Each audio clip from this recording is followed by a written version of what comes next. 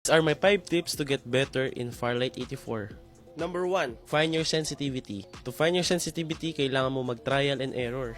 Kung nabibilisan ka, bawasan mo. Kung nababagalan ka naman, dagdagan mo. Until makuha mo na yung sensitivity mo.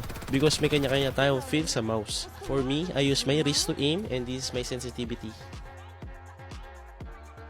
Number 2, focus in one role. So we have 4 roles. We have attack, tank, scout, and support. So hanapin mo kung anong playstyle ang mag-fit sa gameplay mo. Like attack, if you like to rush. Tank, if gusto mo naman tumagal sa gunfight. Scout, to give information to your teammate kung nasan yung mga kalaban. And last, support, of course, to support your teammates. Number 3, abuse your hero's passive. Like Phantom, deals extra headshot damage with sniper rifles. So this really fits me because lagi ako nagbabar 95, kaya make sure to read your hero's passive to get extra advantage in game. And number 4 naman, practice your favorite gun. Iba-iba recoil lang bawat baril, like Jupiter, pababa ang kanya recoil.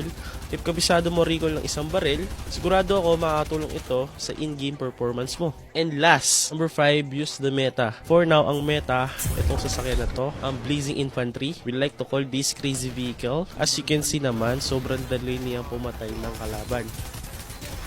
I hope my 5 tips can help you to get better in Firelight 84. Please like the video. For more gameplay,